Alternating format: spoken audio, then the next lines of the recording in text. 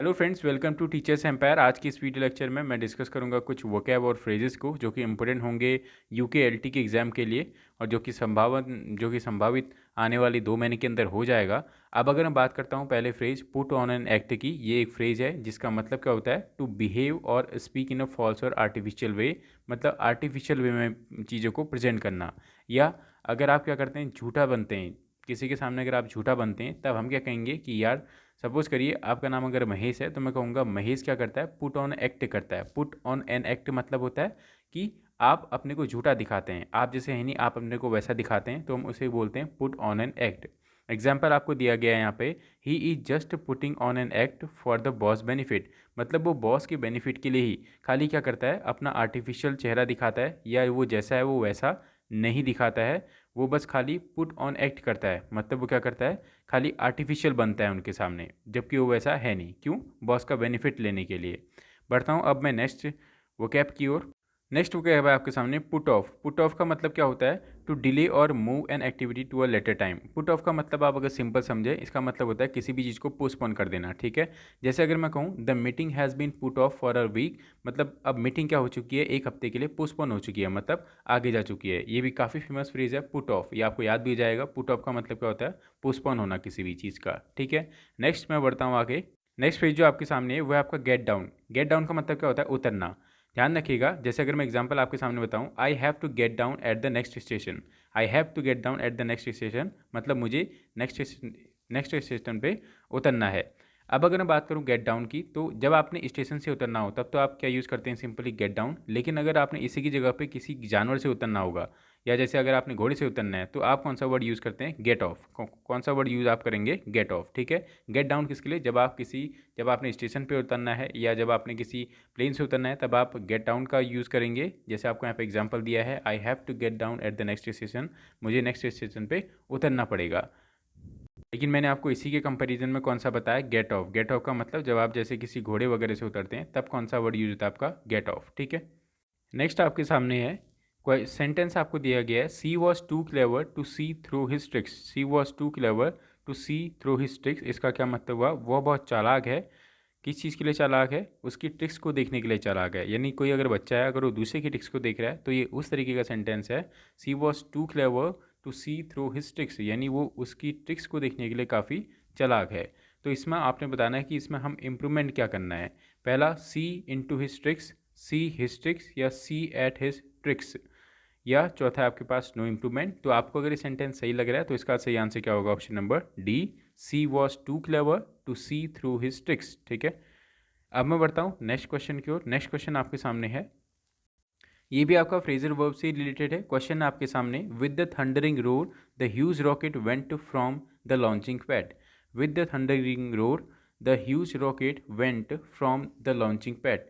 Flu up आएगा, to कौन आएगा, वेंट अपवर्ड आएगा, या टेक ऑफ आएगा। ध्यान दीजिएगा यहाँ पे बात किसकी हो रही है, रॉकेट जा रहा है। ठीक है, तो रॉकेट फ्लू अप करता है, टू कौन करता है, या टेक ऑफ करता है, या वेंट अपवर्ड करता है। आप वीडियो पॉज करके पहले आप आंसर दीजिए कमेंट में। जो इसका सही आंसर है वो कौन सा है, ऑप्शन नंबर बी, यानी वेंट अपवर्ड्स, यानी ऊपर की ओर जाता है। ठीक है, यानी वो ऊपर की ओर गया। विद द थंडरिंग रोर, यानी आवाज़ करते हुए, थंडरिंग रोर करते हुए, the huge rocket went upwards from the launching pad. जो ह्यूज रॉकेट था, बड़ा सा जो रॉकेट था, वो लॉन्चिंग पैड से ऊपर की ओर गया। ठीक है, तो इसका जो सही आंसर है वो होगा, वो क्या होगा, वेंट अपवर्ड। मुझे पता है कि ज़्यादातर लोगों ने क्या लगाया होगा, टेक ऑफ या फ्लू अप।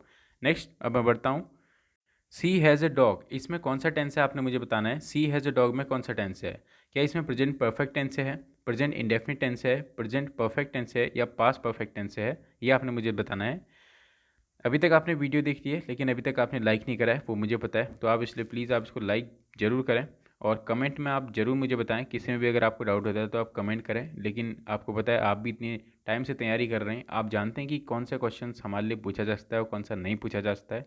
कई लोग के मैं कमेंट देखता हूँ कि काफ़ी नेगेटिव कमेंट्स आते हैं, तो प्लीज़ आप इन चीज़ों का ध्यान रखिए कि आपको अगर लग रही है कि चीज़ें यहाँ पे हमारे लायक हैं तभी आप इसको वॉच करिए। Otherwise you can skip the channel, you can unsubscribe the channel, उसमें कोई समस्या नहीं है। लेकिन अगर आपको पसंद आता है, आपको लगता है कि नहीं ये थोड़ा बहुत एग्जाम के लेवल का हमको लग रहा है, तो आप इसको लाइक करना ना भूलें। मैं आपको बता दूं, जितने भी फ्रेज में इसमें लाया हूँ वो लगभग एसएससी के एग्जाम में रिपीटेटिव फ्रेज हैं। ध्यान दीजिएगा, मैं कह रहा हूँ रिपीटेटिव फ्रेज, मतलब ऐसा नहीं कि वो केवल एक ही बार पूछे गए, तो वहाँ पूछे गए हैं और काफ़ी ईजी लेवल के भी ये मुझे लगे, क्योंकि हर लगभग आपकी ग्रामर की बुक में दिए हैं जो भी आपके पास एल ले हैं। तो अब मैं बढ़ रहा हूँ इस नॉर्मल से क्वेश्चन की ओर। सी हैज़ अ डॉग, इसमें कौन सा टेंस है, अब आप मुझे बताएंगे। एलटी में तो आपको आता ही है टेंस का एक क्वेश्चन, पिछली बार भी आया था, और यूपी के लिए भी काफ़ी इंपॉर्टेंट रहेगा। और तो इसमें आपका जो पहला ऑप्शन दिया है present perfect tense, present indefinite tense और प्रेजेंट परफेक्ट या पास्ट परफेक्ट टेंस। तो जो इसका सही आंसर है वो है कौन सा, option number B, present indefinite tense है इसमें। मुझे पता है कि हैज़ देख के ज़्यादातर बच्चों ने इसका क्या लगा दिया होगा, प्रेजेंट परफेक्ट टेंस, ठीक है। लेकिन आपको पता है कि हैज़ क्या है, हैज़ हैव की कौन सी फॉर्म है, फर्स्ट फॉर्म है, ठीक है। अब आप मुझे एक बात बताएंगे कि आप मुझे इनकी फॉर्म्स लिख के दिखाएंगे कि हैव्स की कितनी फॉर्म होती हैं। आपको अगर टेंस से रिलेटेड और भी अगर मैंने आपको ऐसे एग्जाम्पल कराने हैं तो आप मुझे कमेंट बॉक्स में बताएंगे कि आखिर ये क्यों हुआ, या इसी तरीके के जो अदर एग्जाम्पल होते हैं। देखिए सी इज़ गोइंग वाले सेंटेंस अब नहीं आएंगे, इस बात का आप ध्यान रखना। इस तरीके के जो ईजी सेंटेंस होते हैं, she is going, I had eaten the food, इस तरीके के सेंटेंस अब नहीं आएंगे कि ये कौन से टेंस के हैं। थोड़ा सा इसी तरीके के वो बेसिक सेंटेंस ही आपको देगा जिनमें आपको पहचानना होगा। जिन्होंने पहचाना बहुत अच्छी बात, इसका मतलब उनकी तैयारी काफ़ी पेस में चल रही है। नेक्स्ट क्वेश्चन की ओर अगर मैं बढ़ूँ, अब मैं आता हूँ थोड़ा वोकैब वाले पार्ट पे, जो कि आपका 1 से 2 नंबर कवर करता है एग्जाम में, ठीक है। ज़्यादा से ज़्यादा, कम से कम 1 और ज़्यादा से ज़्यादा 2 नंबर तो आपके वोकैब से आएंगे ही आएंगे। और इसके लिए आपको इन 1-2 नंबरों के लिए काफ़ी मेहनत करनी पड़ेगी। वो हर पोर्शन में ही है यार, ग्रामर का लगभग जितना भी आपका 16 या 17 मार्क्स का पूछा जाता था पिछली बार तक, लेकिन ये इस बार आप यकीन मानिए 25 से 30 नंबर की आपकी ग्रामर पक्का पूछी जाएगी। क्योंकि यूकेएसएससी ने अपनी नोटिफिकेशन में साफ लिखा है, क्या लिखा है कि भैया 28 नंबर का आपका 12th तक के सिलेबस से पूछा जाएगा। इसका मतलब अगर 28 नंबर का इससे है तो आपको क्या लग रहा है, उन उस सिलेबस में है क्या, कुछ स्टोरीज़ हैं उनके बारे में आपसे पूछेगा नहीं, तो वो ग्रामर में ही आपको रिझाने की कोशिश करेंगे यूकेएसएससी वाले। तो चलिए अब मैं शुरुआत करता हूँ इस पहले वर्ड से। पहला वर्ड आपके सामने है इस्कॉन। इस्कॉन ये आपने काफ़ी सुना भी होगा। तो जो इसका सही आंसर है, इस्कॉन का मतलब मैं बता दूं, घृणा होता है इसका मतलब। हिंदी में हम इसको क्या बोलते हैं, घृणा बोलते हैं। ऑप्शन आपको जो दिए गए हैं डिस्पाइस, प्रिसाइज, कंसाइज और फायर्स, ठीक है। इनमें टाइम वेस्ट ना करते हो, मैं आपको सीधे आंसर की ओर ले जाता हूँ। तो जो इसका सही आंसर है, ऑप्शन नंबर ए इसका सही आंसर है, यानी डिस्पाइस। इस्कॉन का जो सिनोनिम होगा वो क्या होगा आपका, डिस्पाइस। नेक्स्ट अब मैं बढ़ता हूँ क्वेश्चन नंबर सेकंड की ओर। क्वेश्चन नंबर सेकंड है आपके पास प्रोपीटियस। मैंने इसको प्रोपीटियस ही पढ़ा क्योंकि मुझे इसकी स्पेलिंग भी याद करनी थी। मैंने इसको क्या पढ़ा, प्रोपीटियस, क्या पढ़ा, प्रोपीटियस, ठीक है। ऐसी आपकी एक आर्काइक की भी स्पेलिंग काफ़ी पूछी जा रही है, उसको भी आप देख लीजिएगा। और मोमेंटस, और इसी के साथ साथ इक्विपमेंट की भी स्पेलिंग पूछी गई थी, और जिराफ की भी स्पेलिंग काफ़ी पेपर में पूछी गई है। ये मैं आपको एडिशनल इन्फॉर्मेशन बता रहा हूँ। तो मैं बढ़ता हूँ आपका प्रोपीटियस की ओर। प्रोपीटियस का मतलब हिंदी में क्या होता है, अनुकूल। अनुकूल का मतलब क्या होता है, जो चीज़ हमारे फेवर में होती है उसको हम लोग बोलते हैं अनुकूल। जो चीज़ हमारे अपोजिट होती है उसको हम लोग क्या बोलते हैं हिंदी में, प्रतिकूल, ठीक है। तो प्रोपीटियस का मतलब होता है अनुकूल। अनुकूल का मतलब क्या बोला मैंने, जो चीज़ हमारे फेवर में होती है। तो आपको फेवर वर्ड कहाँ पे दिख रहा है, यहाँ पे दिख रहा है। तो आप इसको ऐसे याद कर सकते हैं कि फेवरेबल का मतलब क्या होता है, प्रोपीटियस, ठीक है। हम लोग प्रोपीटियस जगह पे जाके अपनी फेवरेट चीज़ खाएंगे, ठीक है। हम लोग प्रोपीटियस जगह पे जाके अपनी फेवरेट चीज़ खाएंगे। तो प्रोपीटियस का सिनोनिम क्या होगा आपका, फेवरेबल। नेक्स्ट आता है आपका क्वेश्चन नंबर 3, वो है आपका पार्सिमोनियस। पार्सिमोनियस का जो सिनोनिम, पार्सिमोनियस का सिनोनिम क्या होगा ये आपने मुझे बताना है। कमेंट करके आप जरूर ऑप्शन पहले टाइप कर दें, इससे होगा क्या, मेरे कमेंट बढ़ेंगे। और लाइक आप ज़रूर करें वीडियो को, ठीक है। अगर पसंद आ रही है तो लाइक ज़रूर करें यार, एक पॉजिटिविटी उससे स्प्रेड होती है। बाकी मिलना कुछ नहीं है गाइस, बस आप लाइक करें। नेक्स्ट आता है आपका पार्सिमोनियस, जो मैं कह रहा हूँ। ऑप्शन आपको दिए हैं क्लेवर, वल्गर, थ्रिफ्टी और एब्सर्ड। ये काफ़ी बार एग्जाम्स में पूछा गया है, आपने पढ़ा भी होगा। तो जिसका सही आंसर होता है वो होता है थ्रिफ्टी। अब ये पार्सिमोनियस का जो हिंदी में मीनिंग होता है वो होता है आपका किफ़ायती, या अब जो किफ़ायती होगा इसका मतलब वो बहुत ही क्या होगा, बहुत ही इंपॉर्टेंस वाली चीज़ होगी। और इसको हम लोग फ्रूगल भी कहते हैं, क्या कहते हैं, फ्रूगल भी कहते हैं। और हिंदी, अगर मैं इसकी प्योर हिंदी की बात करूँ तो इसको हम बोलते हैं किफ़ायती, मतलब जो इकोनॉमिक वाला बंदा होता है, यानी जो कम खर्चीला होता है, ठीक है। हिंदी में उसको हम शुद्ध हिंदी में बोलते हैं मितव्ययी टाइप का जो होते हैं, क्या बोलते हैं, मितव्ययी जो व्यक्ति होते हैं उसको हम लोग बोलते हैं पार्सिमोनियस। और इसका जो सिनोनिम होगा वो क्या होगा, थ्रिफ्टी। नेक्स्ट मैं बढ़ता हूँ, next question number 4, surmount. Surmount का मतलब क्या होता है, इसका जो सही आंसर है वो है ओवरकम। ओवरकम मतलब ऑप्शन नंबर बी, यानी किसी चीज़ से निजात पा लेना या किसी चीज़ पे विजय पा लेना, वो क्या होता है, सरमाउंट, ठीक है, होता है सरमाउंट। और आपको पता है सरमाउंट तरीके के बहुत सारे वर्ड होते हैं विजय पाने के। नेक्स्ट अब आता है क्वेश्चन नंबर 5। क्वेश्चन नंबर 5 आपके सामने ब्रोबीट। ब्रोबीट का मतलब क्या होता है, क्वेश्चन नंबर 5 है ब्रोबीट। ब्रोबीट का मतलब होता है किसी चीज़ को धमकी देना या किसी भी बंदे को धमकाना, या धमकी आप समझिए। ब्रोबीट का मतलब क्या होता है, धमकी। बीट का मतलब क्या होता है, जो धमनी होती है बीट, वो हमेशा धक धक धक धक करती है। तो ब्रो बीट का मतलब आप समझिए कि जो ब्रो बीट आया और वो मुझे बीट दे के चला गया, यानी वो मुझे धमकी दे के चला गया, ठीक है। तो इसको हम जो इंग्लिश में जो इसका सिनोनिम होगा, वो जो इसका सही आंसर होगा वो कौन सा होगा, कमेंट बॉक्स में आप मुझे बताएंगे। क्वेश्चन नंबर 5 ही केवल मैं आपके लिए छोड़ूंगा। नेक्स्ट अब मैं बढ़ता हूँ क्वेश्चन नंबर 6, वो है आपका फेरेट। फेरेट फेरेट का मीनिंग आपने बताना है। तो फेरेट का जो मीनिंग होता है वो होता है आपका खोजना, किसी भी चीज़ को खोजना। फेरेट को हम लोग हिंदी में क्या बोलते हैं, खोजना। और इसको इंग्लिश में क्या बोलेंगे गाइस, हम लोग बोलेंगे इसको सर्च करना, ठीक है।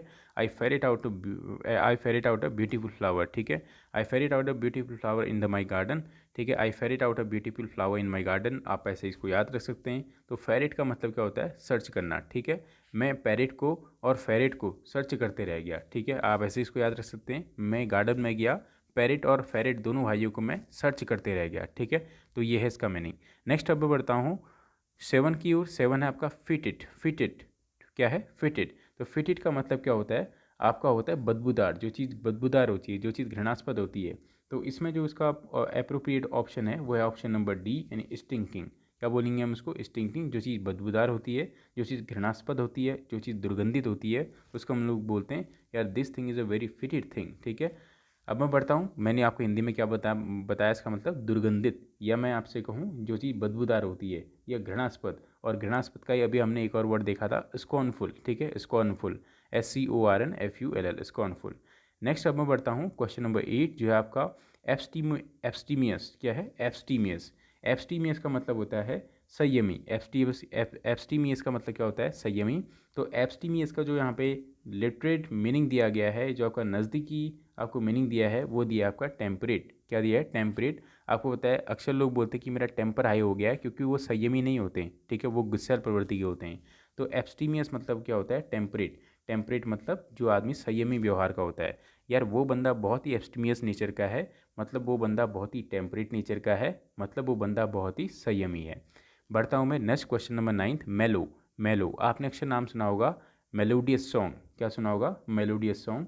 तो मेलोडियस सॉन्ग का मतलब होता है जो जिसकी मृदु आवाज़ होती है, उसको हम लोग बोलते हैं यार इसकी वॉइस तो बहुत ही मेलोडियस है।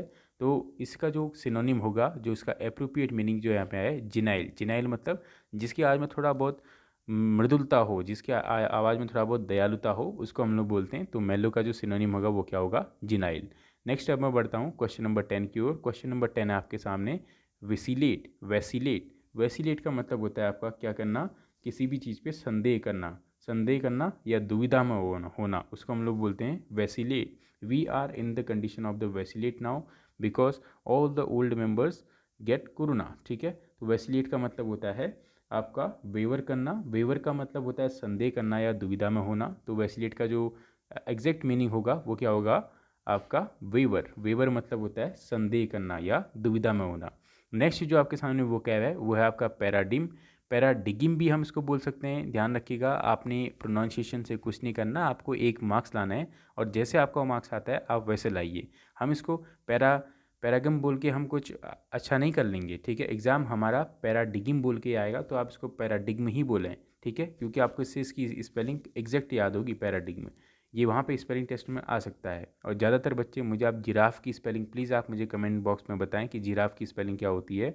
और इसके साथ साथ एक और जो मैंने अभी आपको 5-6 चीज़ें बोली थी, रेफ्रिजरेटर, आप मुझे रेफ्रिजरेटर की भी स्पेलिंग बताएंगे कि रेफ्रिजरेटर की स्पेलिंग क्या होती है, ठीक है। तो पैराडिग्म की ओर मैं आता हूँ। तो क्वेश्चन नंबर 11 का जो सही आंसर होगा वो होगा आपका option number A, pattern. Paradigm का मतलब क्या होता है, जब हम किसी को मिसाल दे देते हैं किसी की, ठीक है। जैसे हमने अपने बच्चे को किसी दूसरे बच्चे की मिसाल दी, देखो उनकी तरह बनो, तो वो क्या होता है आपका पैराडिग्म। इसको हम लोग क्या बोलते हैं, पैटर्न। पैटर्न मतलब क्या होता है, एक तरीके का उदाहरण देना, एक तरीके का एग्जाम्पल सेट जब हो जाता है, उसको हम लोग बोलते हैं पैराडिग्म। और उसी का जो दूसरा सिनोनिम होगा वो क्या होगा आपका, पैटर्न। तो ये छोटी सी वीडियो जिसमें आपको कुछ मैंने फ्रेजल वर्ब्स कराई, और अगर पसंद आ रही तो आप लाइक करें। और आपको पता है कि पेडागोजी का भी एक कोर्स जो मैंने शुरू किया था, उसमें काफ़ी पॉजिटिव व्यूज़ भी आ रहे हैं, काफ़ी नेगेटिव व्यूज़ भी आ रहे हैं। अब जो उसकी फ़ीस है वो है आपकी ओनली 100 रुपीज़। ध्यान रखिएगा ये पर मंथ है, लेकिन मंथली आपकी जो वीकली क्लासेस लगेंगी वो केवल 3 डेज़ ही लगेंगी, ठीक है। इसलिए आप सोचिए समझिए तभी आप 100 रुपीज़ फीस पे करिए। ऐसी कोई किससे ज़बरदस्ती नहीं है कि आप लीजिए ही, ऐसा मैंने ना पहले कहा ना मैं कभी कहूँगा। क्योंकि काफ़ी लोग ये सोच रहे हैं कि ये एज ए बिज़नेस कर रहे हैं, बिज़नेस नहीं है। बस ये है कि जो मैं नोट्स बना रहा हूँ, हैंड रिटन नोट्स, उनकी थोड़ा उससे वैल्यू हो जाए, क्योंकि आपको पता है फ्री की चीज़ आप लोग भी उतना रिस्पेक्ट नहीं करते हैं और ना मुझे लाइक्स मिल रहे हैं। तो इसलिए प्लीज़ आप इन चीज़ों को समझिए, और अगर पसंद आती हैं वीडियोस पेडागोजी की तो तभी आप उसको बाय करने की सोचें। और मैंने आपको नंबर बताया है 70604241 और 95, ठीक है। इस नंबर पे आप व्हाट्सएप कर सकते हैं, ठीक है। और इसके साथ साथ आप तभी व्हाट्सएप करेंगे जब आप गूगल पे इस नंबर पे पेमेंट कर देंगे, ठीक है। उसके बाद ही उसको व्हाट्सएप और ब्रॉडकास्टिंग ग्रुप से जोड़ा जाएगा। अगर आप पेडागोजी लेना चाहते हैं तो मैंने बाकी पूरा डिस्क्रिप्शन में दिया है, उसका जितनी भी चीज़ें उसके अंदर हैं।